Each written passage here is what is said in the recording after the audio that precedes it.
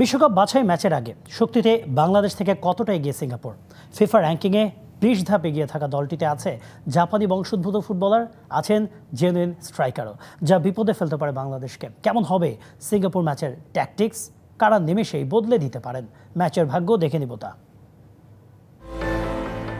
European ফুটবলের সাথে তুলনা করতে গিয়ে একটা ধারণা গেঁথে গেছে সমর্থকদের মনে। বাংলাদেশের ফুটবলারদের উচ্চতা কম। প্রতিপক্ষ সিঙ্গাপুরের সাথে তুলনা করলে আসলেই সে ধারণা কতটুকু সঠিক? সম্প্রতি হংকংয়ের সাথে খেলা সিঙ্গাপুর দলের গড় উচ্চতা ছিল 5 ফুট 7 ইঞ্চি। ভারতের বিপক্ষে ম্যাচে বাংলাদেশ দলের গড় উচ্চতাও একই সমান। অর্থাৎ এই হিসেবে বাড়তি সুবিধা পাচ্ছে না কোনো দল। বাংলাদেশের বিপক্ষে যে নিজেদের সেরা দলটা মাঠে নামাবে অতিথিরা, তা বলার অপেক্ষা রাখে না। সাধারণত 4-3-3 কিংবা 4-1-4-1 ফরমেশনে দল সাজান সিঙ্গাপুরের কোচ সুমোতু ওগুরা, যেখানে ডিফেন্সিভ মিডে থাকবেন দলের অধিনায়ক হারিস হারুন, যিনি কিনা দেশটির ফুটবল অ্যাসোসিয়েশনের সহসভাপতিও। দলটার মূল শক্তির জায়গা মাঝমাঠ, যেখানে হারুনের সঙ্গী হবেন শাহিরান ও নাকামুরা। জাপানি বংশোদ্ভূত নাকামুরা পাসিং ড্রিবলিংয়ে যে কোনো সময়ই ঘুরিয়ে দিতে পারেন ম্যাচের মোড়। বর্তমানে দলটার সেরা মিডফিল্ডারও তিনি।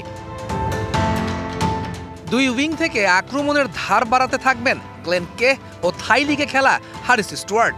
গ্লেন কে মূলত গতির ঝড় তুলে করতে পারেন দারুণ ক্রস, বিপরীতে হারিস ছোট ছোট পাস আর দারুণ ড্রিবলিংয়ে ভাঙতে পারেন প্রতিপক্ষের রক্ষণ। জীবনের সব আয়োজন এখানে একসাথে। সেন্ট্রাল ফরওয়ার্ড হিসেবে রয়েছেন দুই ভাই ইলহান ফান্দি ও ইহসান ফান্দি। এই দুজনই 6 ফুট লম্বা হওয়ায় বেগ পেতে হবে বাংলাদেশের ডিফেন্সকে, যাদের বাবা ফান্দি আহমেদও ছিলেন জাত স্ট্রাইকার। সিঙ্গাপুরের হয়ে 101 ম্যাচ খেলে করেছেন দেশটির ইতিহাসে সর্বোচ্চ 55 গোল।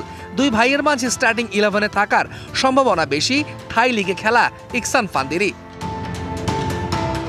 সিঙ্গাপুরের সেন্টার ব্যাকে আছেন মালয়েশিয়ান লিগের সেরা দল সিলাঙ্গর এফসিতে খেলা সাফওয়ান বাহারউদ্দিন। তাকে সঙ্গ দেবেন লিওনেল ট্যান।